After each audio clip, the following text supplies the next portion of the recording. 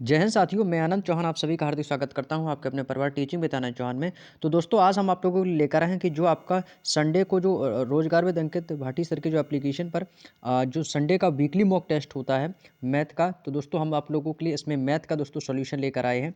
तो इसमें हम दोस्तों 29 दिसंबर को जो आपका वीकली मॉक टेस्ट हुआ था उसमें हम दोस्तों मैथ का सॉल्यूशन करने वाले हैं, जिसमें आपके टोटल 20 क्वेश्चंस आए थे।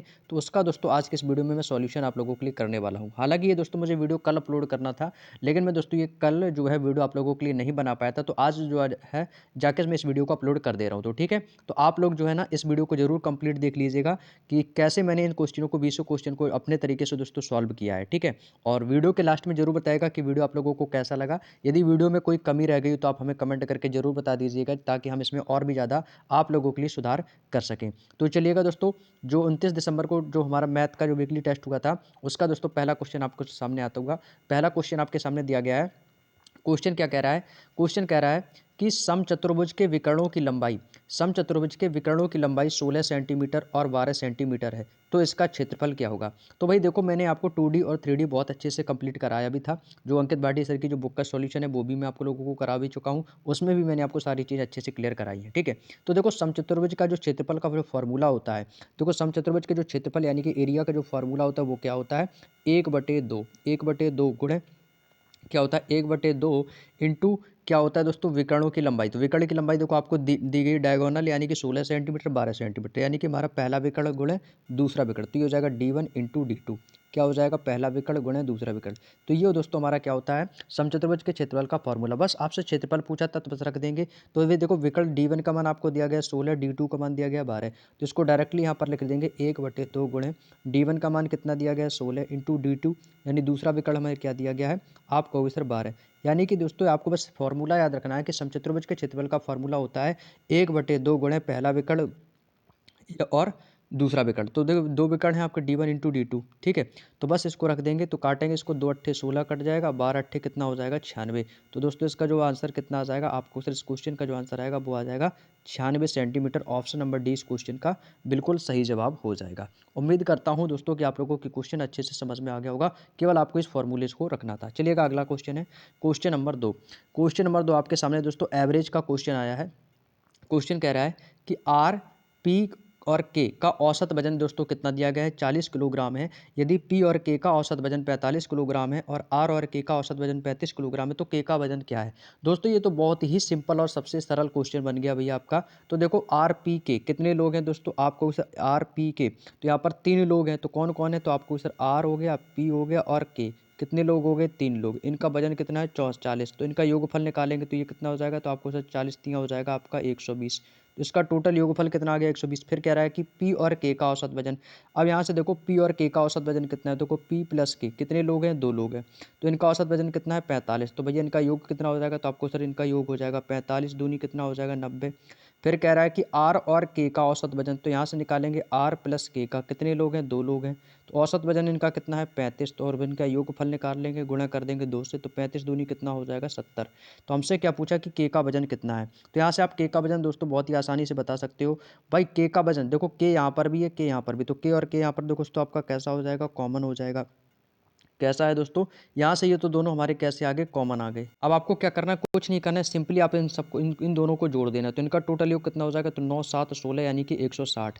भाई देखो तीनों को वजन कितना था? तो तीनों को वजन था 120 और इनका वजन कितना है? 160। तो भाई देखो कितने का अंतर, तो ये अंतर होगा तो वो हमारा दोस्तों के का आ जाएगा। तो इसको माइनस कर देंगे, तो 160 माइनस 120 बराबर कितना आ जाएगा? 40 किलोग्राम।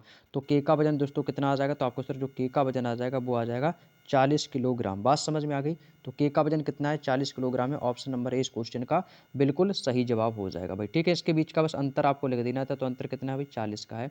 बस ये इस क्वेश्चन का आंसर हो जाएगा। ठीक है, ये इस क्वेश्चन का आंसर हो जाएगा, अंतर कितने का आ जाएगा? 40 का। बस बिल्कुल सिंपल सा क्वेश्चन था, और ऐसे क्वेश्चनों को हमेशा ऐसे ही सॉल्व करना, जल्दी आंसर आ जाएगा।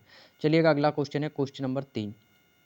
अगला क्वेश्चन कह रहा है क्वेश्चन नंबर 3 कि यदि दो संख्याओं के बीच का अंतर उन संख्याओं के योग का 40% है, तो बड़ी संख्या और छोटी संख्या का रेशियो कितना है? भाई बिल्कुल सिंपल वे में इस क्वेश्चन को करेंगे, आपको एक सेकंड भी ये क्वेश्चन आपके दिमाग में सेट हो जाएगा। देखो दो संख्याओं के बीच का अंतर, भाई हमें नहीं पता कि वो दो संख्याएं कौन सी हैं, तो आपको क्या कर देना है? कोई भी दो संख्या मान लो ए और बी, अंतर पूछा है तो क्या हो जाएगा? माइनस। भाई कोई भी दो संख्या मान ली ए और बी, इनके बीच का अंतर कितना है? तो ए माइनस बी, यानी कि दो संख्याओं के बीच का अंतर अंतर जो है ना वो संख्याओं के योग का, भाई संख्या कितनी मानी मानी ए माइनस बी मानी ना, उसके 40% के बराबर है। तो भाई देखो बराबर किसके है, उनकी संख्या के। तो संख्या मैंने क्या मानी, ए और बी, तो इनके क्या है, संख्याओं के योग के। तो भाई योग कितना हो जाएगा, तो आपको सर योग हो जाएगा हमारा ए प्लस बी। योग का कितना है भाई, योग का 40% है, तो गुणा क्या हो जाएगा 40/100, क्योंकि 40% बोला तो ये कितना हो जाएगा 40/100। बस इसको सॉल्व कर लो, इसको सॉल्व कर लो, समझ लो आंसर आ गया। तो ये तो कट जाएगा कितनी बार, 20 दूनी 40, 20 पंचे 100, तो 40% की फ्रैक्शन ही आ गई। चाहो तो आप डायरेक्ट फ्रैक्शन रख सकते थे 2/5। ठीक है, तो यहाँ पे कितना है 2/5, भाई ये 5 यहाँ पे क्या बराबर, तो इसकी भी इसमें हो जाएगी गुणा। तो ये कितना हो जाएगा, तो आपको सर ये हो जाएगा हमारा 5a। कितना हो जाएगा 5a, और इधर क्या है माइनस है, तो माइनस ले जाएंगे, 5 की गुणा इसमें कर देंगे तो ये हो जाएगा 5b। तो 5b बराबर ये कितना हो जाएगा, इसमें ऊपर की इसमें 2 की गुणा इसमें कर देंगे और 5 की गुणा इसमें कर देंगे। बात समझ में आ गई। तो ये हो जाएगा 5a माइनस 5b, 2 की गुणा इसमें कर देंगे तो ये हो जाएगा 2a, और प्लस का हो जाएगा आपका 2b। 2a प्लस कितना हो गया 2b, बस कैलकुलेट कर लो। भैया ये 5 है ये 2 है, तो 5a में से 2a माइनस हो जाएगा तो कितना हो जाएगा, तो आपको सर यहाँ पे बचेगा आपका 3a। 3a बराबर ये माइनस का 5 प्लस का 2, तो इधर कितना हो जाएगा, तो प्लस का 7 आ जाएगा, तो ये कितना हो जाएगा 7b। तो यहाँ से हम क्या निकालेंगे, a/b। तो भाई कैसा होता है, पहला दूसरा, हाँ पहला तीसरा और दूसरा चौथा। तो भाई कैसे कर लेंगे, तो a और b का मान यहाँ से निकाल लेंगे। तो a का मान कितना हो जाएगा 7 और b का मान कितना हो जाएगा 3। तो a बराबर क्या आ जाएगा, a/b बराबर कितना आ जाएगा 7/3। तो हमसे क्या पूछा था, रेशियो। तो ये आ गया ये रेशियो किसका, a अनुपात b का। तो a अनुपात b का, तो सबसे बड़ी संख्या और छोटी संख्या, तो सबसे बड़ी और छोटी, तो सबसे बड़ी कौन है 7 और सबसे छोटी कौन है 3। तो बस अनुपात कितना आ जाएगा 7/30। क्वेश्चन का बिल्कुल सही जवाब हो जाएगा ऑप्शन नंबर ए, इस क्वेश्चन का एकदम करेक्ट आंसर हो जाएगा। क्लियर। चलिएगा नेक्स्ट क्वेश्चन, अगला क्वेश्चन है क्वेश्चन नंबर 4। अगला क्वेश्चन कह रहा है कि निम्नलिखित में से कौन सी संख्या है जो कि 9 से विभाज्य है। यानी कि भैया यहाँ से क्या पूछा, 9 से विभाज्य। भाई देखो ऐसे क्वेश्चन को कैसे करना, भाई इनको कर लेंगे ऑप्शन से। भाई ऑप्शन में क्या करेंगे, भाई देखो मैंने जैसे पहला ऑप्शन उठाया, तो पहला ऑप्शन मैंने क्या लिया 8 9 7 3 4 2, क्या कह रहा है कि 9 से विभाज्य है। भाई अब कुछ लोग क्या करेंगे, भाई डायरेक्टली इसको 9 से भाग देंगे, तो इसमें क्या होगा भाई, आपका जो समय ज़्यादा लग जाएगा। तो ऐसे नहीं करना है आपको, क्या करना है कुछ नहीं करना है, सबका इनके अंकों का योग कर दो, इनके अंकों का योग करके 9 से भाग दे दो बस। तो ये कितना हो जाएगा, ये हो जाएगा आपका कितना, तो ये आपका हो जाएगा 8 9 17। ये कितना हो जाएगा 8 9 17, और 17 3 20 4 24, और ये 8 9 17, और 17 7 कितना हो जाएगा आपका 24, और 24 और 3 कितना हो जाएगा आपका 27, 27 4 31 2 33। तो इनका योग कितना आ गया, इनका योग आ गया 33। तो 33 से ये 9 से भाग जाएगा नहीं, तो ये पहला ऑप्शन कैसा हो गया गलत। दूसरा ऑप्शन चेक करके रखते हैं, तो दूसरा ऑप्शन कौन सा है 5 9 4 3 2 7। इनके अंकों का योग कितना हो जाएगा भाई, तो 9 5 14, 14 4 18, 18 3 21, 21 2, 21 2 कितना हो जाएगा, तो ये हो जाएगा आपका 21 और 2 23, 23 7 कितना हो जाएगा 30। अब 30 का भाग 9 से जाएगा नहीं जाएगा, तो ये भी नहीं जाएगा, ये भी नहीं जाएगा। तो आपका भी सर ये दूसरा ऑप्शन भी गलत, ये भी गलत, ये भी गलत। अब तीसरा ऑप्शन चेक करके देखो, तो 34 4 3 7 6 13, 4 3 7 6 13 2 15 1 16, और 16 और 7 कितना हो जाएगा, 16 7 हो जाएगा 23, और 23 में 9 से भाग देंगे तो आपको सर ये भी नहीं जाएगा, ये भी नहीं जाएगा, तो तीसरा ऑप्शन भी गलत। अब चौथा ऑप्शन रख के देखो, इसका योग कितना हो जाएगा 7 3 10, और 10 4 14, 14 और 8, 14 8 कितना हो जाएगा, तो आपको सर 14 8 हो जाएगा आपका 22, 22 9 हो जाएगा आपका 31, 31 5 हो जाएगा 36। तो इसका टोटल योग कितना आया 36, भाग किससे देना 9 से। तो ये देखो कितनी बार चला गया 4 बार, तो ये तो पूरा पूरा कट गया, तो इस क्वेश्चन का आंसर हो जाएगा। तो क्या कहेंगे सर, ऑप्शन नंबर डी इस क्वेश्चन का बिल्कुल सही जवाब हो जाएगा। बात समझ में आ गई। भाई सीधे 9 से भाग दे दो इनको जोड़कर, बस यही क्वेश्चन का आंसर हो जाएगा। चलिएगा नेक्स्ट क्वेश्चन, अगला क्वेश्चन है क्वेश्चन नंबर 5। देखो क्वेश्चन नंबर 5 में क्या बोला है, क्वेश्चन नंबर 5 कह रहा है कि दो संख्याओं का गुणनफल कितना है, 45,360 है। यदि संख्याओं का एचसीएफ 36 है तो उनका एलसीएम कितना है। तो भैया वही आपको लगा देना है, क्या भाई दो संख्याओं का गुणनफल a इंटू बी बराबर कितना हो जाएगा, लासा गुणे मासा। भाई अब क्या हो जाएगा, लासा गुणे मासा, यानी कि एलसीएम एंड एचसीएफ। बात समझ में आ गई। एलसीएम एंड एचसीएफ यानी कि पहली संख्या गुणा दूसरी संख्या बराबर लासा गुणे मासा। और ऐसा ही क्वेश्चन मैंने आपको मिनी मॉक टेस्ट में भी ऐसा ही क्वेश्चन कराया था, बस रख देंगे। तो भैया देखो गुणनफल कितना है, तो गुणनफल इन्होंने दे रखा है 45,360। कितना दिया है मेरे भाई, आपको सिर्फ 45,360 दिया है बराबर। हमसे क्या पूछा है, उनका एलसीएम। हमें क्या निकालना है, हमें तो भैया एलसीएम निकालना है, एलसीएम पूछा है तो बस रख देंगे। तो भैया एलसीएम निकालना है तो यहाँ पर एल कर देंगे गुणे एचसीएफ कितना दिया, एचसीएफ दिया गया 36 से, तो वही गुणा किससे कर देंगे 36 से। यहाँ से दोस्तों में एल का मान निकाल सकते हो, देखो 36 से इसको काट देंगे, तो 36 से कटेगा कितनी बार, तो 36 एकम 36, कितना शेष बचेगा 36, यहाँ पे बचेगा 9। तो कितनी बार जाएगा, तो ये हो जाएगा 36 एकम 36, 36 दूनी 72। 72, अरे ऐसे दे दो भाई, 36 से भाग देंगे तो भाई जैसे 36 का पढ़ा नहीं आता तो डायरेक्टली काट दो ना भाई 9 से, तो ये हो जाएगा 9 चौको 36, 9 से इसको काट देंगे, 9 पना 45 और ये आपका आ जाएगा 0, 9 चौको 36, ये आ जाएगा 0। अब इसको भी 4 से काट दो, 4 से काट देंगे तो कितनी बार कटेगा, 4 एकम 4, 10 हो जाएगा, 4 दूनी 8, 2 बचेगा, 4 5 24 और ये आ जाएगा 0, तो ये कितना आएगा 1260। तो इस क्वेश्चन का दोस्तों जो राइट आंसर आएगा वो कितना आएगा भाई 1260 आ जाएगा भाई, बात समझ में आ गई। तो इस क्वेश्चन का आंसर कितना आ जाएगा 1260, ये क्या आ गया हमारा, इसका एलसीएम आ जाएगा और ये इस क्वेश्चन का बिल्कुल सही जवाब हो जाएगा। उम्मीद करता हूँ समझ में आ गया होगा। नेक्स्ट क्वेश्चन, अगला क्वेश्चन है क्वेश्चन नंबर 6। क्वेश्चन नंबर 6 कह रहा है कि एक धनराशि पर 10% वार्षिक ब्याज की दर से 4 वर्षों में प्राप्त साधारण ब्याज 3200 रुपये है। 10% वार्षिक ब्याज की दर पर 4 साल का साधारण ब्याज 3200 रुपये है। यदि ब्याज वार्षिक रूप से चक्रवृद्धि होता तो समान राशि पर समान अवधि यानी कि समान समय और समान दर पर प्राप्त मिश्रधन ज्ञात कीजिए। हमसे क्या पूछा मेरे भाई, मिश्रधन पूछा है। तो यहाँ पर दोस्तों आपको साधारण ब्याज दिया ही गया, तो साधारण ब्याज बराबर क्या होता है, मूलधन गुणे दर गुणे समय बटे 100। तो बस इसको आप आसानी से फाइंड कर सकते हो। भाई साधारण ब्याज कितना दिया गया 32 रुपये, तो भाई साधारण ब्याज कितना हमारा 32 रुपये। तो साधारण ब्याज बराबर क्या होता है, मूलधन, मूलधन हमें निकालना है, तो मूलधन यानी कि पी का मान हमें निकालना है, तो मूलधन गुणे दर, दर कितनी दी गई, दर हमें दी गई 10%, दर कितनी दी गई है, दर हमें कितनी दी गई दोस्तों, तो आपको सिर्फ दर में दी गई 10%, समय कितना दिया गया 4 साल के लिए, तो मूलधन गुणे दर गुणे समय बटे कितना आ जाएगा आपका 100 आ जाएगा। तो यहाँ से मूलधन आसानी से फाइंड कर सकते हैं, तो 0 से 0 कैंसिल आउट हो जाएगा और ये हो जाएगा 4 4 से काट देंगे तो ये हो जाएगा 4 32, सॉरी ये मैंने गलत काट दिया भाई, गलत काट दिया भाई। देखो 0 से आपका ये 0 खत्म हो जाएगा, 4 से काट देंगे 4 32 और ये इसकी गुणा में हो जाएगा, तो 800 धामन कितना हो जाएगा 10,000। तो पी का मान कितना आ गया भाई, तो पी का मान कितना आ गया 8,000। तो यहाँ से हमारा मूलधन कितना निकल के आ गया फाइनली, तो आपको सर यहाँ से हमारा जो मूलधन निकल के आ गया वो आ गया 8,000। तो अब कह रहा है कि जो 8,000 जो मूलधन निकला है ना, इस पर कोई समान, देखो इसमें बोला कि यदि ब्याज की वार्षिक रूप से चक्रवृद्धि ब्याज होता तो समान राशि, तो राशि कितनी 8,000 और समान राशि है समान समय के लिए, समय यानी कि 4 वर्ष है और समान दर से, तो समान दर कितनी है 10%, यानी कि दर भी हमारी यही रहेगी और वर्ष भी हमारा यही रहेगा, क्योंकि क्वेश्चन में ऑलरेडी उन्होंने बोला है। तो बस, तो भाई 10% की दर से निकालेंगे, तो 10% का कितना हो जाएगा भाई, कितने साल के लिए 4 साल के लिए, तो 10% कितना हो जाएगा, 10% की फ्रैक्शन कितनी होती है, तो 10% की फ्रैक्शन बराबर कितना होता है 1/10, यानी कि 10 पर कितना हो जाएगा 1 का ब्याज मिल रहा है, तो कितना हो जाएगा 10 और 11। बात समझ में आ गई, ऐसे ही तो करना है, तो बस इसको कर लेंगे भाई, ठीक है। तो तो इसको कैसे करेंगे भाई, तो ये 10% की फ्रैक्शन निकालेंगे, तो 10% की फ्रैक्शन हो जाती है 1/10, ठीक है। यहाँ पर मैं लिख देता हूँ ऑलरेडी ऐसी, ताकि आपको समझ में आ जाए कि 10% की फ्रैक्शन कितनी होगी 1/10, यानी कि पहली बार साधारण ब्याज कितना मिलेगा 10, 10 पर क्या हो गया मिलने वाला जो मिश्रधन हो जाएगा वो कितना हो जाएगा 11। तो भैया देखो 4 साल के लिए पूछा, तो भाई 4 बार लिख लेंगे, तो पहली साल दूसरी साल 10, फिर दूसरी साल 11, तीसरी साल 10, फिर 11 है, फिर चौथी साल कितना हो जाएगा 10 और ये कितना हो जाएगा 11। भाई देखो 4 साल का निकाल लिया यहाँ से, बस इसकी गुणा कर देंगे, तो 10 की गुणा कर देंगे तो ये कितना हो जाएगा, तो आपको सर ये आ जाएगा हमारा 10,000, ये कितना आ जाएगा 10,000। अब इसकी गुणा कर लेंगे तो 11 की जैसे आप 4 टाइम गुणा कर देंगे तो ये आ जाएगा आपका 14,641, ठीक है। इसकी गुणा कर लेना, इसको मैंने गुणा ऑलरेडी आपको कर रखा था, ठीक है, ताकि इसमें वीडियो में बताऊंगा तो वीडियो लंबी हो जाएगी, तो गुणा तो आप लोग आसानी से कर ही लोगे। तो ये कितना हो जाएगा 14,641, ठीक है। तो अब ये देखो 10,000 जो है ये 14,641 है, ठीक है।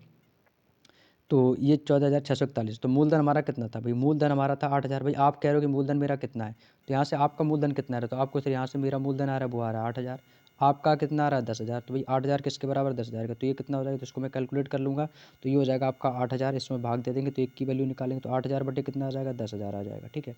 8,000 बटे कितना आ जाएगा 10,000, तो इसको काट देंगे तो 1 2 3 1 2 3 3 जीरो से कटेगा, अब 10 से काटेंगे तो ये आ जाएगा, जीरो कटेगा तो यहाँ पे पॉइंट आ जाएगा, यानी कितना आ गया 0.8 आ गया, यानी कि तो ये जो है ना ये 0.8 जो है ये इसका कितना गुना हो जाएगा, तो आपको सर ये इसका 0.8 गुना होना चाहिए, ये इसका कितना गुना होना चाहिए, तो आपको सर ये इसका 0.8 गुना होना चाहिए। बस आप इसकी गुणा कर देंगे, 14,641 की गुणा इसमें आपको कर देनी है, बस आंसर आ जाएगा। तो 8 की गुणा कर देंगे कितना हो जाएगा, 8 एकम 8, 8 चौको 32 की 2, एक अंक बाद दशमलव है तो यहाँ पर एक दशमलव लगा देते हैं। 8 चौको 32, कैरी करेगा 3, 8 छंग 48, 48 3 कितना हो जाएगा 51 की, कैरी करेगा 5, 8 चौको 32, 32 5 हो जाएगा आपका 37 के साथ कैरी करेगा 3, 8 एकम 8 3 कितना हो जाएगा 11। तो इस क्वेश्चन का आंसर कितना आ जाएगा 11,71,211,712.8। यही दोस्तों इस क्वेश्चन का बिल्कुल सही जवाब हो जाएगा 11,712.8। आई होप कि दोस्तों क्वेश्चन आपको समझ में आ गया होगा, बिल्कुल अच्छे तरीके से मैंने आपको क्वेश्चन को समझाया है और ये सबसे आसान मेथड है, ऐसे करोगे तो क्वेश्चन आपका जल्दी सॉल्व हो जाएगा। चलिएगा नेक्स्ट क्वेश्चन, अगला क्वेश्चन है क्वेश्चन नंबर 7। क्वेश्चन कह रहा है कि एक वस्तु पर 10% की छूट देने के बाद भी 10% का लाभ होता है, तो जब कोई छूट नहीं दी जाती तो लाभ प्रतिशत क्या होगा। भाई देखो लाभ प्रतिशत पूछा है। भाई देखो इसका एक फॉर्मूला होता है, वो फॉर्मूला आपको याद कर लेना। ये फॉर्मूला आपका यूज कब होगा, बस इतना याद रखना, ये फॉर्मूला आपका यूज होगा जब आपको समान परसेंट की छूट दी जाए और इतने का लाभ होता है, छूट ना दी जाए, तब इस टाइप का यदि क्वेश्चन बने तो आपको इस फॉर्मूले का यूज करना है। तो इसका फॉर्मूला होता है दोस्तों एम पी कोष्टक में होता है आपका 100 माइनस का डिस्काउंट, डी यानी कि डिस्काउंट यानी कि हमारा छूट है, ठीक है। बराबर बराबर होता है हमारा क्रय मूल्य यानी कि कॉस्ट प्राइस, और ब्रैकेट में हो जाएगा 100 प्लस लाभ यानी कि हमारा प्रॉफिट, ठीक है।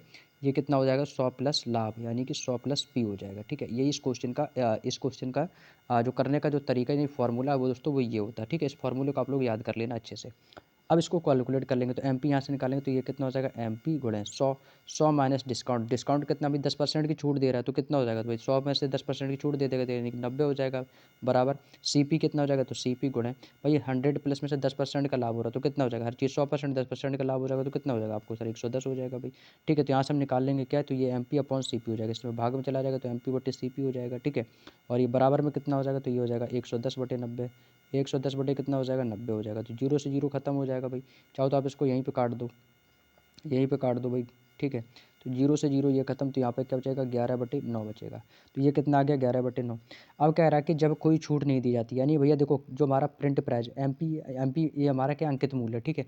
अंकित मूल्य कितना भाई 11 रुपये, ठीक है। अब इस 11 रुपये जो है, अब इसी 11 रुपये के ऊपर कोई छूट नहीं दे रहा हूँ, यानी कि 11 रुपये की वस्तु है इसको मैं 11 रुपये में ही बेच रहा हूँ, ठीक है। तो क्रय मूल्य कितना है हमारा, तो आपको सर यहाँ से जो हमारा सी पी है वो कितना है 9 है, क्रय मूल्य कितना है 9 है, ठीक है। ये हमारा सी पी हो गया क्रय मूल्य, और उसको मैं बेच कितने में रहा हूँ, तो बेच रहा हूँ मैं 11 में, क्योंकि भाई कोई छूट नहीं दे रहा हूँ भाई, 9 में खरीदी है और उसका अंकित मूल्य मैंने कितना रखा 11, और 11 में ही बेच रहा हूँ, ठीक है।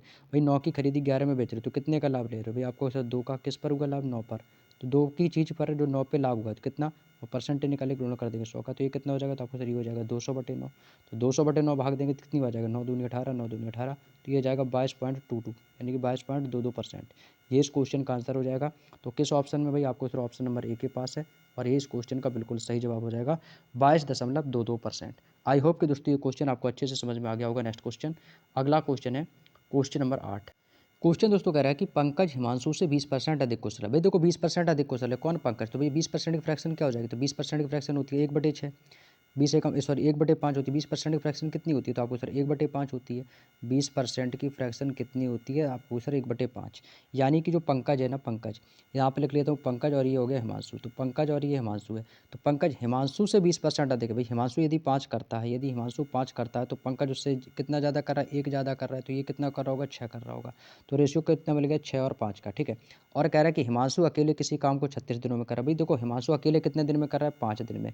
वो कह रहा है कि नहीं 36 दिन में कर रहा है। अभी 5 की क्षमता से कितने दिन में कर रहा है, 36 दिन में। तो यहाँ से हम इसका निकालेंगे टोटल वर्क, तो टोटल वर्क कितना हो जाएगा, तो टोटल वर्क हमारा कितना हो जाएगा, आपको सर ये एक एक हिमांशु एक दिन में 5 काम कर रहा है तो 36 दिन में कितना कर लेगा, तो 36 गुणा 5, तो 36 गुणा 5 कितना हो जाएगा, तो ये हो जाएगा हमारा 180, 5 1 30 और 5 15 3 18, तो ये हो गया 180। तो हमारा जो टोटल वर्क निकला वो कितना आ गया 180। अब कह रहा है कि पंकज अकेले उसी काम को, तो काम कितना है मेरा टोटल, अब कौन काम को करेगा, अब काम जो करेगा ना वो करेगा पंकज, ठीक है। अब काम को कौन करेगा, पंकज।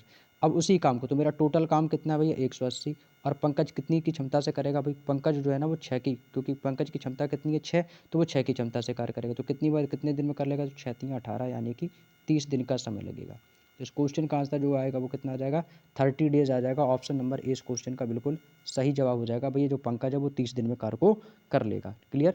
नेक्स्ट क्वेश्चन, अगला क्वेश्चन है कि जब किसी वस्तु को 355 रुपये में बेचा जाता है तो 29% की हानि होती है।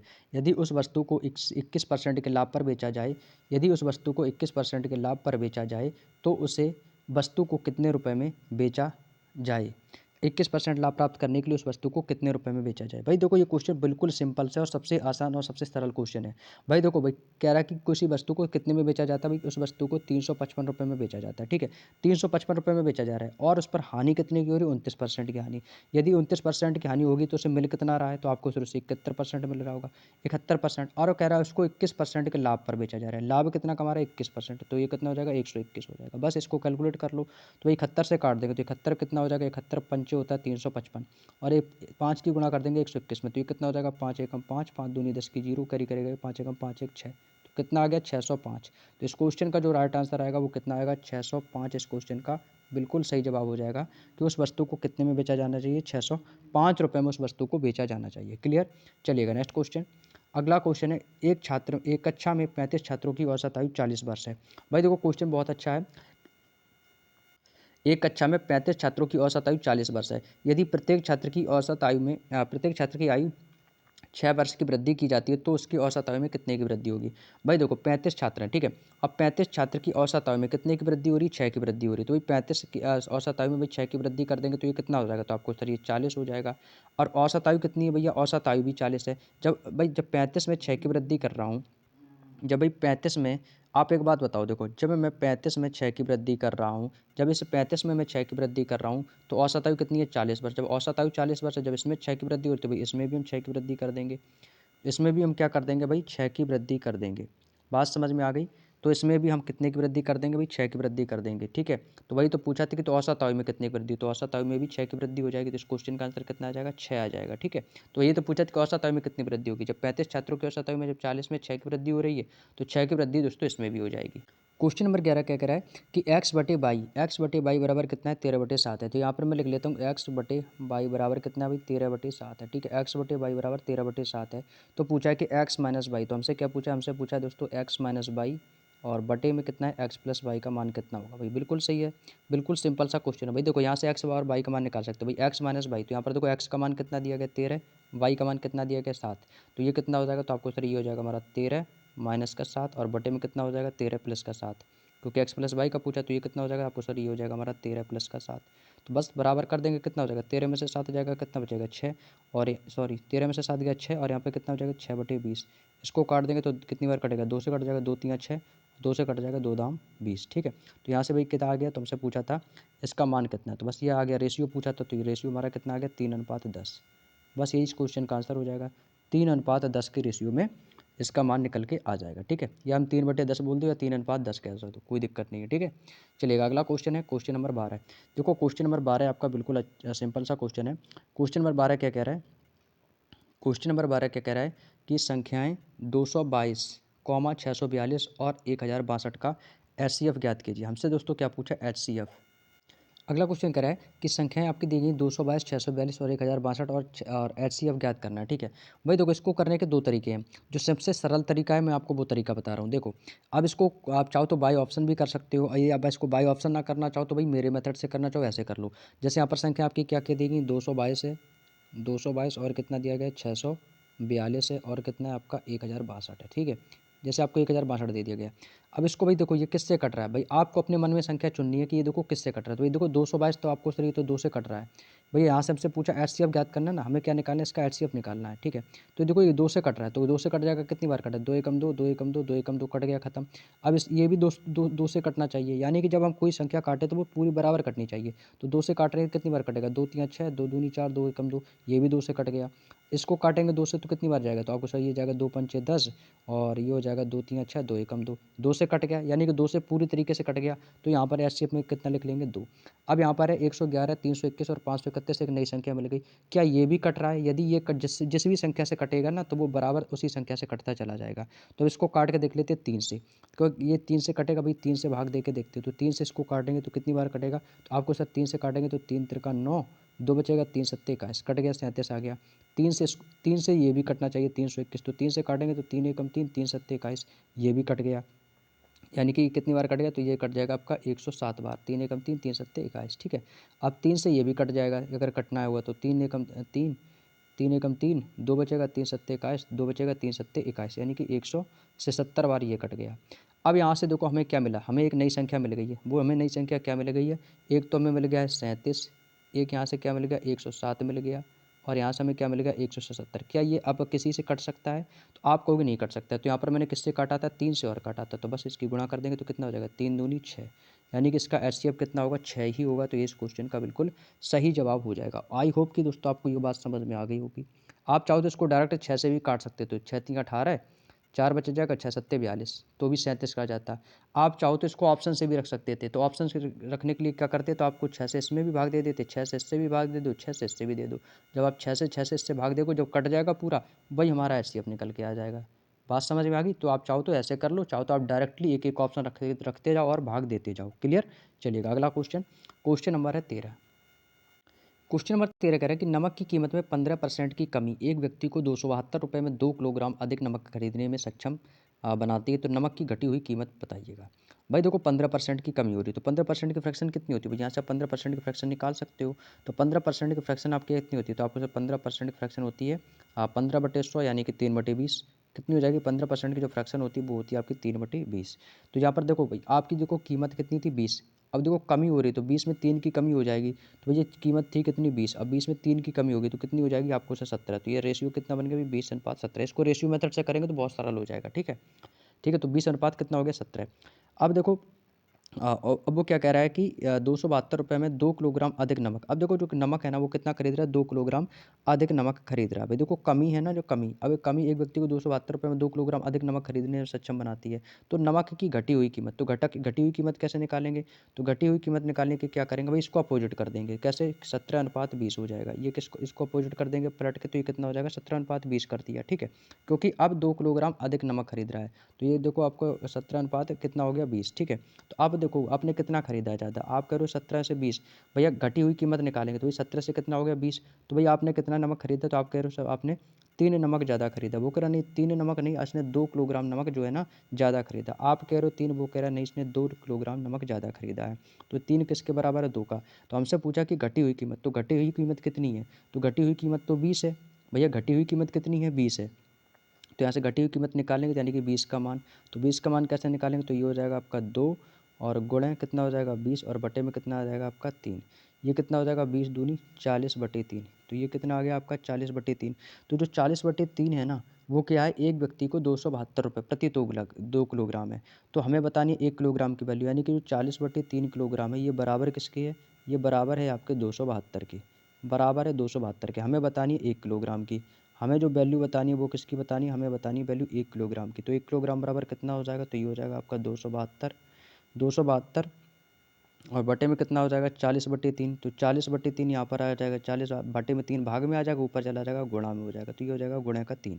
बस इसको कैलकुलेट कर लेंगे तो 4 से इसको काट देंगे भाई। तो 4 से इसको काट देंगे तो कितनी बार कटेगा? 4 दहम, ये कितना हो जाएगा आपका 40। 4 से काट देंगे, 4 छिंग 24, 3 बचेगा 4 बट्ठे 32, यानी कितनी बार? 68 बार। ये कितना हो जाएगा? 3 बट्ठे 24 की 4, कैरी करेगा 2, 3 छिंग 18, 18 2 20। तो ये हो जाएगा 20, 204 बट्टे कितना हो जाएगा 10। तो जीरो कटेगा तो यहाँ पे पॉइंट आ जाएगा, तो कितना आ जाएगा 20.4। 20.4 आ गया। तो भाई 20.4 किसमें? यही एक ऑप्शन है, तो 20.4 ये इस क्वेश्चन का बिल्कुल सही जवाब आ जाएगा, यानी कि 20.4। बात समझ में आ गई? तो 20.4 इस क्वेश्चन का बिल्कुल सही आंसर आ जाएगा। उम्मीद करता हूँ बात समझ में आ गई। नेक्स्ट क्वेश्चन, अगला क्वेश्चन है क्वेश्चन नंबर 14। क्वेश्चन कह रहा है कि एक निश्चित धनराशि पर 3 वर्षों के लिए साधारण ब्याज 1842 रुपये है और उसी धनराशि पर समान ब्याज दर पर 12 वर्ष के लिए प्राप्त साधारण ब्याज कितना होगा? भैया बिल्कुल एक सिंपल सा तरीका बता रहा हूँ, 1 सेकंड में आंसर आएगा। भाई देखो 3 साल में, देखो 3 साल में क्या हो जाए, देखो साधारण ब्याज क्या होता है? देखो साधारण ब्याज बराबर सभी फॉर्मूला पता है, मूलधन गुणा दर गुणा समय बटे 100 होता है। हमें इससे कोई मतलब नहीं। भाई देखो 3 साल में हो कितना रहा है? भाई आप बताओ 3 वर्ष में कितना हो रहा है? 3 साल में ये हो रहा है आपका कितना हो रहा है? 1842। 3 साल में कितना हो रहा है भाई? 1842 रुपये। यहाँ पर लिख लिया 1842 रुपये। हमसे पूछा कि 12 वर्ष के लिए भैया 3 साल का साधारण ब्याज कितना हो रहा है? 3 साल का साधारण ब्याज हो रहा है आपका 1842 और हमसे पूछा कि 12 साल का कितना हो जाएगा। तो वही कैसे निकालेंगे? तो 3 साल का ये 4 12 साल देखो कितना गुना, तो 3 जो है ना ये 12 का कितना गुना, तो आपको सर ये तो इसका 4 गुना है। जब ये समय इसका 4 गुना है, जब समय 4 गुना है तो ब्याज भी हमारा 4 गुना होगा। जब हम समय कितना है 3 साल का 1842 था, 12 साल का पूछा, तो वही 3 से 12 में देखो कितना गुना है, तो आपको सर 4 गुना। जब समय 4 गुना हो सकता है तो उस पर मिलने वाला ब्याज भी हमारा 4 गुना होगा। बस इसका हम क्या कर देंगे? 4 गुना कर देंगे। तो ये कितना हो जाएगा? 4 दूनी 8, 4 चौको 16 की 6, 4 बटे 32, 1 33 की 3, 4 एकम 4 3 कितना हो जाएगा 7, यानी कि 7368। बस यही इस क्वेश्चन का आंसर हो जाएगा मेरे दोस्त। 7368 इस क्वेश्चन का बिल्कुल सही जवाब हो जाएगा। बात समझ में आ गई? जब भी ऐसा क्वेश्चन बोले कि 3 साल में इतना हो रहा है तो इतने वर्ष में इतना कितना ब्याज हो जाएगा, जितना साल समय हो, जितना समय का गुना समय हो, उतना ही गुना आपको दी गई राशि का कर देना है। बस बात समझ में आ गई। उम्मीद करता हूँ अब की बार ऐसा क्वेश्चन एग्जाम में आएगा तो आप लोग इसे स्किप करके नहीं आएंगे। ठीक है, चलिए अगला क्वेश्चन देखो, क्वेश्चन नंबर 15। क्वेश्चन कह रहा है कि 4 सेंटीमीटर त्रिज्या वाले एक गोले को पिघलाकर 2 सेंटीमीटर त्रिज्या वाले छोटे छोटे गोले बनाए जाते हैं। भाई देखो, गोले आपके यहाँ पर भी बन रहे हैं, गोले आपके यहाँ पर भी बन रहे हैं, तो गोले का आयतन, तो भाई ऐसे कितने गोले बना सकते हो? गोले का आयतन का सूत्र क्या होता है? तो भाई गोले का आयतन का सूत्र क्या होता है भाई? आपको सर ये होता है हमारा 4/3 पाई आर क्यूब, यही तो होता है 4/3 पाई आर क्यूब होता है, बराबर। इसमें भाई गोले कैसे बनाए जा रहे हैं? छोटे छोटे, तो छोटे छोटे गोले कैसे बना मान लेंगे? तो इसका मान मान लेंगे एन। एन के हमारे जहाँ पर छोटे गोलों की संख्या है, तो ठीक है, एन बराबर छोटे गोले, तो गोला यहाँ पर भी, तो इसका भी आयतन निकालेंगे, तो ये क्या जाएगा? एन गुणे 4/3 पाई आर क्यूब, ये भी हमारा हो जाएगा पाई आर क्यूब हो जाएगा, ठीक है, पाई आर क्यूब, ये भी हो जाएगा हमारा। बस अब इसको कैलकुलेट कर लो, कैलकुलेट कर लो, आंसर आ जाएगा। देखो कैसे, देखो यहाँ से देखो 4/3 पाई से 4/3 पाई आपका कैंसिल आउट हो जाएगा, 4/3 पाई से 4/3 पाई खत्म, यहाँ पे क्या बचा आपका आर क्यूब, और यहाँ पर कितना है? एन इंटू 4, 4 और इंटू आर क्यूब, तो यहाँ पर 4 है, तो यहाँ पर कितना हो जाएगा? आर क्यूब है, तो इसको मैं 4 टाइम गुना कर लूँगा, तो 4 हो जाएगा भाई, हो जाएगा कि नहीं? क्योंकि आर क्यूब है, तो बटे बटे में कितना आ जाएगा भाई? यहाँ से देखो पिघला कर 2 सेंटीमीटर त्रिज्या वाले, तो इसका मान कितना भी? 2 सेंटीमीटर त्रिज्या वाले, तो आर क्यू का मान यहाँ पर कितना दिया गया है? 2। जब आर क्यू का मान यहाँ पे 4 दिया गया, यहाँ पर आर क्यू का मान कितना दिया गया है? 2, तो बस यहाँ पर कितना हो जाएगा? 2 इंटू 2 बराबर, बराबर में क्या आ जाएगा? एन, क्योंकि यहाँ से क्यूब निकाल लिया है ना, क्योंकि इस क्यूब में अब यहाँ पर एक चीज़ देखो, यहाँ पर आर का मान कितना था? यहाँ पर आर का मान दिया गया था 4, जो कि ये क्वेश्चन में दिया गया था, और यहाँ पर आर का मान कितना दिया गया था? 2 रख दिया, तो यहाँ पर देखो क्वेश्चन में दिया गया था 2, तो समझ में आ गया, तो ये 4 का क्यूब यहाँ पे लिख दिया, 2 का क्यूब आपका यहाँ पर हो गया, ठीक है। बस इसको कैलकुलेट कर लो, तो ये तो कट जाएगा, 2 से कट जाएगी, सब कितनी बार कट जाएंगे? 2 बार कट जाएंगे, 2 बार कट जाएंगे, तो यहाँ से n बराबर कितना हो जाएगा? तो 2 दूनी 4 दूनी 8, तो n बराबर कितना आ जाएगा? 8 आ जाएगा। ये इस क्वेश्चन का आंसर है, option number A is the right answer. Clear? चलिएगा अगला क्वेश्चन, क्वेश्चन नंबर है हमारा, क्वेश्चन नंबर हमारा सिंप्लीफिकेशन का 16 क्वेश्चन, तो इसको सॉल्व कर लेंगे। तो यहाँ पर देखो 7.35 गुणा 7.35 लिखा है, ठीक है, यहाँ पर मैं इसको ऐसे ही लिख लेता हूँ, कितना? 7.35 गुणे कितना है आपका? 7.35 माइनस कितना है आपका? 2.25 गुणे 2.25, ठीक है, और बटे में कितना है? बटे में है आपका 0.24, बटे में कितना है आपका? 0.24, ये आपको दिया गया, ठीक है। तो यहाँ पे देखो, ये देखो फार्मूला बन गया, जानते हो किसका? तो ये आपका जो फार्मूला बन गया, इसको मैं चाहूँ तो स्क्वायर लिख सकता हूँ, इसको मैं चाहूँ तो स्क्वायर में लिख सकता हूँ, कैसे? तो भाई ये आपका हो जाएगा आपका 7.35 का स्क्वायर, यानी कि यहाँ पर देखो फार्मूला जो बनेगा, ये बनेगा ए स्क्वायर माइनस का बी स्क्वायर, ए स्क्वायर माइनस का बी स्क्वायर बराबर क्या होता है? तो ये होता है आपका ब्रैकेट में ए प्लस बी, और ब्रैकेट में हो जाएगा आपका ए माइनस बी, यानी कि ये फार्मूला बन रहा है आपका। बात समझ में आ गई? ये फार्मूला आपका यहाँ से बन रहा है। तो यहाँ पर देखो, ये आपका कितना है? 7.35, तो इसकी गुणा कर देंगे तो ये कितना हो जाएगा? 7 इसकी जब आप गुणा कर देंगे 7.35 की गुणा 7.35 में, तो ये आपका बन जाएगा कितना? तो ये आपका बन जाएगा, ठीक है, या फिर आप चाहो तो इसको ऐसे कर लो, इसको चाहो तो ऐसे कर लो, ऐसे क्या है, इसमें लिखना भी कम पड़ेगा और हमारी कैलकुलेशन भी हल्की हो जाएगी। इसको चाहो तो आप ऐसे लिख लो, ठीक है। देखो इसको कैसे करेंगे, देखो ध्यान से, यहाँ पर देखो कितना है? 7.35, इतना तो पता है कि आपको यहाँ पर जो फार्मूला बन रहा है वो क्या बन रहा है आपका? ए स्क्वायर माइनस बी स्क्वायर का, तो यहाँ पर देखो रख लेंगे, तो ये कितना आपको? इसको स्क्वायर बना लो, 7.35 गुणा है, तो इसको लिख लेंगे 7.35 का स्क्वायर, माइनस लगा देंगे तो ये हो जाएगा 2.25 का स्क्वायर, और बटे में कितना है आपका? बटे में आपका 0.24, ठीक है।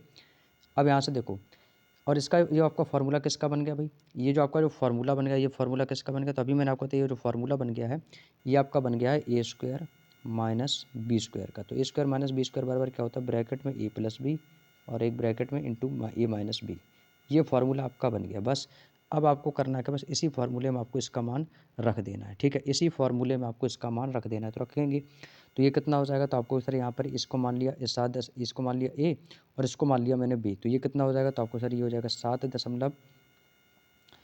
ए प्लस बी, तो ये मान लिया आपने ए, इसको मान लो ए और इसको मान लो बी, तो बस रख देंगे, तो ये ए प्लस बी का मान कितना हो जाएगा? तो ए प्लस बी का मान हो जाएगा 7.35 प्लस कितना हो जाएगा? 2.25 ब्रैकेट में, ठीक है, और एक ब्रैकेट में कितना हो जाएगा? माइनस हो जाएगा, तो 7.35 और माइनस का हो जाएगा 2.25, ये सबसे बेस्ट तरीका रहेगा इसका। और बटे में कितना है? बटे में आपका 0.24, क्लियर। अब क्या करना है भाई? देखो इसको आप इसको जोड़ देंगे तो ये कितना हो जाएगा? 7 2 9 और 35 और 25 कितना हो जाएगा? ये हो जाएगा 60, यानी कि ये हो जाएगा आपका 9.60, कितना हो जाएगा, ये आपका हो जाएगा 9.60। देखो थोड़ी सी कैलकुलेशन है, कैलकुलेशन तो भाई करनी पड़ेगी, थोड़ी बहुत तो कैलकुलेशन एग्जाम में आएगी। इसको घटा देंगे तो 7 में से 2 हो जाएगा 5, और इसको घटा देंगे तो कितना हो जाएगा 5.10। 35 माइनस 25 कर देंगे तो कितना हो जाएगा 10 आ जाएगा। तो 5.10 बटे में कितना है आपका, बटे में आपका 0.24। देखो यहाँ पर 2 अंक बाद दशमलव है, ऊपर भी 2 अंक बाद दशमलव है, ठीक है। तो इसको देखो काट सकते हो भाई, कैसे काटेंगे देखो, इसको भाई आप काट सकते हो। तो ये किससे कट जाएगा, तो ये आपका कट जाएगा, पॉइंट से हटाएंगे तो ये 0 कट जाएगा, और इसको जब काटेंगे तो ये आपका कट जाएगा, इसको काट देते हैं 4 से, 24 से काट दो, तो 24 से काटेंगे तो ये हो जाएगा दो दशमलव से दशमलव खत्म, और ये हो जाएगा 24 चौको 96। तो यहाँ पर बचेगा आपका 40, तो 40 से ये 0 से ये दशमलव खत्म। बात समझ में आ गई, ये 0 से ये दशमलव खत्म, ठीक है, और दशमलव खत्म, तो और ये 0 से ये 0 खत्म, ठीक है। दशमलव से ये 0 आपका 2 अंक बाद दशमलव, ये खत्म हो जाएगा। यहाँ पे क्या बचेगा आपका 4, और यहाँ पे कितना बचेगा गुणा 51, बस गुणा कर देंगे तो कितना हो जाएगा 4 एकम 4, और 4 पंचे, क्या गुणा कर दी, गलत हो गया क्या, 4 एकम 4, 4 पंचे 20, सही है, 4 एकम 4 हो जाएगा। अच्छा, 4 एकम 4 और 4 पंचे 20, तो कितना आ जाएगा 204। ये 204 ही दोस्तों इस क्वेश्चन का बिल्कुल सही जवाब हो जाएगा। उम्मीद करता हूँ बात समझ में आ गई। तो 204 जो होगा इस क्वेश्चन का बिल्कुल सही जवाब आ जाएगा। क्लियर, चलिएगा अगला क्वेश्चन है, क्वेश्चन नंबर 17। जी दोस्तों बिल्कुल हल्का सा क्वेश्चन है, 1 सेकंड में आंसर आएगा। एक यदि पास होने के लिए 35% अंकों की आवश्यकता है और एक विद्यार्थी को 200 अंक मिले हैं, लेकिन वह 24 नंबरों से फेल हो गया। भाई देखो एक विद्यार्थी, उसको नंबर कितने मिले हैं, उसको देखो अंक जो मिले हैं ना, उसको मिले हैं 200 नंबर। अब वो कह रहा है कि वो 24 नंबर से फेल हो गया। अब भाई ये व्यक्ति जो है ना वो 24 नंबर से फेल हो गया। अब मान लो यदि इसको ये 24 नंबर में दे देता, यदि मैं इसको ये 24 नंबर दे देता तो ये पास हो जाता। तो यानी कि पासिंग मार्क्स कितने आ गए, तो आपको सर पासिंग मार्क्स आ गए 224। ये क्या निकल के आ गया, ये आ गया हमारा पासिंग मार्क्स, ठीक है। ये हमारा क्या आ गया, ये हमारा पासिंग मार्क निकल के आ गया। यानी कि पास होने के लिए कितने अंक चाहिए, 224 अंक चाहिए। क्वेश्चन में बोला कि नहीं 224 नहीं 35% अंक चाहिए पास होने के लिए। वो कह रहा है कि 35% अंक चाहिए पास होने के लिए, और आप कह रहे हो कि सर 224 अंक चाहिए। यानी कि 35% बराबर है कितने के, 224 के। और अधिकतम अंक पूछा है, तो अधिकतम अंक कितना होगा, अधिकतम अंक होगा 100%। तो यहाँ से हम 100% की वैल्यू निकाल सकते हैं। तो ये कितना हो जाएगा, तो ये हो जाएगा 224 बटे में कितना आ जाएगा 35, और गुणा कितना हो जाएगा आपका 100। बस इसको कैलकुलेट कर लेंगे, 5 से काट देंगे, 5 सत्ते 35, 5 से काट देंगे 5 दूनी 10, 7 से इसको काट देंगे 7 तियाँ 21, और यहाँ पे कितना बचेगा, एक बचेगा, 7 दूनी 14, तो 32 दूनी कितना हो जाएगा 64, और एक जीरो आ जाएगी, तो कितना हो जाएगा 640। तो अधिकतम अंक है दोस्तों इसका कितना होगा, तो आप कहोगे सर ऑप्शन जो है हमारा कौन सा सही हो जाएगा, जो भी ऑप्शन होगा आपका नीचे दिया गया होगा आपके मॉक टेस्ट में, ठीक है। तो 640 आंसर आएगा इस क्वेश्चन का। तो इस क्वेश्चन का भी अधिकतम अंक कितना होगा, 640 अंक। क्लियर, चलिएगा नेक्स्ट क्वेश्चन। अगला क्वेश्चन है दोस्तों क्वेश्चन नंबर 18। अगला क्वेश्चन कह रहा है कि एक यात्रा की कुल दूरी 800 किलोमीटर है, यदि एक कार पहले 320 किलोमीटर की दूरी 64 की चाल से तय करती है, और इसके बाद जो शेष हमारा 480 किलोमीटर रहता है, उसकी रफ्तार क्या होनी, उसकी चाल क्या होनी चाहिए ताकि औसत 80 किलोमीटर प्रति घंटा हो जाए। भाई देखो कुल दूरी कितनी है, तो कुल दूरी है दोस्तों इसकी 800 किलोमीटर प्रति घंटा, और 800 किलोमीटर प्रति घंटा कुल दूरी है। तो और औसत जो होती है वो क्या होता है, हमारा कुल संख्याओं का योग बटे संख्याओं की संख्या होती है। तो कुल औसत कितना 80, यानी कि 800 किलोमीटर की जो दूरी है वो किस चाल से जा रहा है, तो एवरेज जा रही है, चाल जो आ रही है वो आ रही है 80 स्पीड। तो यहाँ से हम क्या निकाल सकते हैं, यहाँ से समय निकाल सकते हैं। समय बराबर क्या होता है, दूरी बटे चाल। तो दूरी कुल दूरी कितनी 800, और कुल हमारी जो औसत चाल कितनी 80 है। तो ये कितना हो जाएगा 800 बटे 80, भाग देंगे कितनी बार जाएगा 8 दाम 80, यानी कि चाल जो इसकी निकल के आ गई, सॉरी समय जो निकल के आ गया वो कितना आ गया 10 घंटे का। यानी कि उसको कुल दूरी तय करने में उसको 10 घंटे का समय लग रहा है। अब देखो क्वेश्चन में क्या बोला कि वो पहले तो 320 किलोमीटर जा रहा है, ठीक है। पहले वो कितना गया, तो पहले जो वो गया 320 किलोमीटर, किसकी चाल से, 64 की चाल से। तो समय यहाँ से निकालेंगे, समय बराबर दूरी बटे चाल, तो 64 बराबर कितना हो जाएगा, भाग देंगे तो ये हो जाएगा 64 पंचे 320। भैया इसको यहाँ पर जो इसने जो पहली दूरी इसने 320 किलोमीटर तय की है, इसको भी कितना समय लग गया, 5 घंटे का समय लग गया। भैया अभी देखो 5 घंटे का समय लग गया, लेकिन इसे दूरी जो तय करनी है ना वो टोटल 10 घंटे में तय करनी है, जिसमें से इसने 5 घंटे दूरी तय कर ली। अब इसके पास कितना समय शेष बचा है 800 किलोमीटर की दूरी तय करने के लिए, अभी इसके पास केवल 5 घंटे का समय शेष बचा है।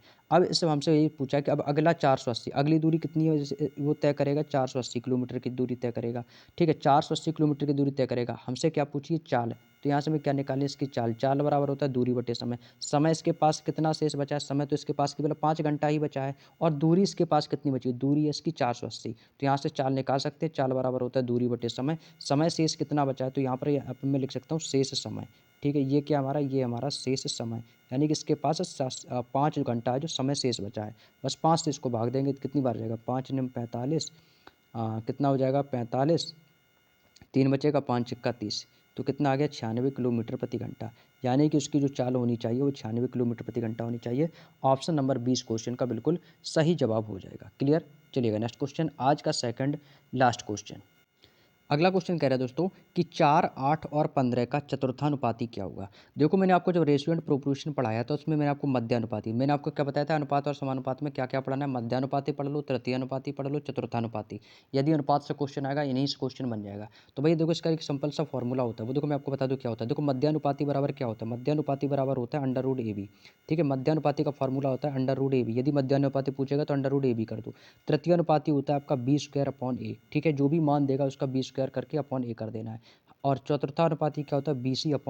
तो यहाँ पर देखो आप चतुर्थानुपाती हमसे पूछा, तो चतुर्थानुपाती इसको मान रख लो, यहाँ पे हम मान रख सकते हो, इसको मान लो A, ये हो गया आपका B, ये हो गया C। तो बस फार्मूला क्या होता है, तो फार्मूला तो आपको पता ही क्या होता है, BC/A। बस चतुर्थानुपाती हमसे पूछा था तो रख देंगे। B का मान कितना है 8, और C का मान कितना है 15, और बटे में कितना है आपका A का मान आ गया 4, 4 से काट देंगे, 4 दूनी 8, 15 दूनी कितना हो जाएगा दोस्तों, 15 दूनी आ जाएगा हमारा 30, 15 दूनी कितना आ गया 30। ये जो 30 आ गया दोस्तों ये इस क्वेश्चन का आंसर हो जाएगा भाई। बात समझ में आ गई, जो ये 30 आ गया ना भाई यही इस क्वेश्चन का आंसर हो जाएगा। ये 30 ही दोस्तों इस क्वेश्चन का आंसर हो जाएगा। उम्मीद करता हूँ बात समझ में आ गई होगी भाई, उम्मीद करता हूँ भाई बात समझ में आ गई होगी। ठीक है, चलिएगा आगे चलता हूँ। आज का दोस्तों हमारा अंतिम और लास्ट क्वेश्चन है। अगला क्वेश्चन है हमारा क्वेश्चन नंबर 20। क्वेश्चन नंबर 20 देखो क्या कह रहा है। क्वेश्चन नंबर 20 क्या कह रहा है, ध्यान से पढ़ेंगे। कह रहा है कि पाइप ABC एक टंकी को क्रमशः, पाइप ABC एक टंकी को क्रमशः 30, 40 और 60 घंटे में भर सकते हैं, और तीनों पाइप ABC को एक ही दिन में क्रमशः सुबह 7 बजे, 8 बजे, 10 बजे चालू कर दिया जाता है। तो कह रहा है कि टंकी कितने बजे भर जाएगी। तो टंकी जो है ना वो कितने बजे भर जाएगी ये हमसे पूछा गया है। तो देखो पाइप A है और B है, C है। ठीक है, ये टंकी को भर रहे हैं। देखो सबसे पहले यहाँ से निकालेंगे A कितने घंटे में भर रहा है। देखो यहाँ पर लिख लूँगा A, और A कितने घंटे में भर रहा है, A भर रहा है आपका 30 घंटे में, और B आपका कितने घंटे में भर रहा है, B 40 घंटे में, और C आपका भर रहा है 60 घंटे में। ठीक है भाई, इन तीनों का एलसीएम ले लो। तो इन तीनों का एलसीएम कितना आ जाएगा, तो आपको सर इन तीनों का जो एलसीएम आ जाएगा ना वो कितना आ जाएगा 120, 60 दूनी 120। तो यहाँ से इसकी एफिशिएंसी निकालेंगे तो एफिशिएंसी कितनी आ जाएगी आपको सर, ये हो जाएगा हमारा 30 चौको 120, 40 तियाँ 120, और 60 दूनी कितना हो जाएगा 120। तो 4 3 2 का कितना आ गया एफिशिएंसी आ गई निकल के। ठीक है, अब देखो इसके बाद अब कह रहा है कि इन तीनों पाइप को ABC को एक ही दिन सुबह 7 बजे और 8 बजे 10 बजे खोला गया। ठीक है भैया, इनकी एफिशिएंसी कितनी है 4 3 2। ठीक है, यहाँ पर मैं इसको लिख देता हूँ नीचे 4 और 3 और 2, इसको मैं यहाँ पर नीचे लिख लेता हूँ। ठीक है, ताकि यहाँ पर सॉल्व आसानी से कर सकें। ठीक है, तो टोटल टंकी कितनी है, तो टोटल जो टंकी आ गई वो आ गई 120, यानी इसको चाहो तो टोटल वर्क मान लो या टोटल टंकी मान लो। तो यानी कि भाई टोटल जो टंकी भरनी है वो कितनी भरनी है, 120 टंकी भरनी है। ठीक है, अब देखो 4 3 2 इनकी आ गई एफिशिएंसी। अब वो कह रहा है कि सुबह 7 बजे से लेकर 8 बजे और 10 बजे, यानी कि सुबह 7 बजे से लेकर, सबसे पहले ए को खोला था 7 बजे। तो भैया आप बताओ जब मैं ए को खोलूँगा 7 बजे, तो 7 बजे से लेकर 10 बजे तक चली है टंकी, तो 7 से 10 बजे तक कितने घंटे हुए, तो 7 से 8, 8 से 9, 9 से 10, 3 घंटे। यानी कि जो ए वाली है वो कितने घंटे चला है, तो आपको सर ए जो है ना वो लगातार 3 घंटे तक चला है। तो 3 घंटे में ए ने कितना भर दिया होगा, 4 की क्षमता से, तो 4 तियाँ 12, यानी कि उसने 12 लीटर तो भर दिया होगा। इसके बाद बी को खोला गया 8 बजे। अब बी को कब खोला गया 8 बजे, तो 8 बजे खोला गया, तो 8 से 9, 9 से 10, तो बी कितने घंटे चला, तो बी चला है 2 घंटे। बी की क्षमता है 3 करने की, तो 2 घंटे में कितना कर देगा, तो 3 दूनी 6। यानी कि यहाँ से देखो इसने टोटल कितने घंटे चल गया भाई। अब देखो 10 बजे सी को खोला गया है और 10 बजे के आगे चालू कर दिया गया है, तो पूछा कि टंकी कितने बजे भर जाएगी। तो ठीक है, अब 12 6 18, तो यहाँ से टोटल जो टंकी भर कितनी गई है आपको सर, 18 टंकी यहाँ से टोटल भर गई है। कैसे, क्योंकि टोटल टंकी थी कितनी, तो टोटल टंकी थी 120 हमारी, भरना था 120, 120 में से 18 भर चुकी है, तो अभी शेष कितना बचा है, 18 भर चुकी, तो शेष कितना बचेगा, तो आपको सर ये बचेगा हमारा 10 में से 8 जाएगा 2, यहाँ पे बचेगा 0, यानी कि 102। अभी भी जो टंकी शेष है वो कितनी खाली है, अभी भी 102 भरने को है। यानी कि अब टंकी हमें कितनी भरनी है 102। अब देखो अब ए भी चालू है, बी भी चालू है और सी भी चालू है, तीनों नल चालू हैं। अब जब ये तीनों नल चालू हैं तो अब ये कौन कौन से तीनों नल चालू हैं आपको सर, ए है प्लस बी है प्लस सी है। अब तो तीनों नल चालू हो गए, तीनों नल चालू हो गए। अब तीनों नल भरेंगे कितना, 102 भरेंगे। जब 102 भरेंगे तो 102 भरेंगे तो तीनों मिलकर भरेंगे, तो तीनों मिलकर कितना भरेंगे भाई, तो ये तीनों मिलकर कितना भरेंगे, 4 3 7 2 9, यानी कि 9 की क्षमता से भरेंगे। तो ये कितना हो जाएगा, तो 102/9 कैरी करे काटेंगे इसको, तो 3 त्रिका 9 और 3 से कट जाएगा, 3 त्रिका 9, 3 चौको 12, यानी कितना हो जाएगा, 34/3। तो 34/3 को मैं क्या लिख सकता हूँ, इसको भी अभी काट सकता हूँ, तो 3 एकम 3, 3 एकम 3, एक बचेगा, तो यानी कि 1/3। तो 11 सही 1/3 आ गया। कितना आ गया भाई, 11 सही 1/3। तो यहाँ पर मैं लिख लेता हूँ 11 सही 1/3। अब देखो 11 सही 1/3 घंटा, तो 11 सही 1/3 ये आपका क्या घंटा है। घंटे को मिनट में चेंज के लिए तो गुणा कर देंगे 60 से, तो 3 से काट देंगे, कितनी बार जाएगा, 20 बार, 3 दूनी 6। तो यानी कितना आ गया, तो आपको सर ये आ गया हमारा 11 घंटे 20 मिनट आ गया। कितना आ गया, 11 घंटे 20 मिनट, यानी कि 11 घंटे 20 मिनट।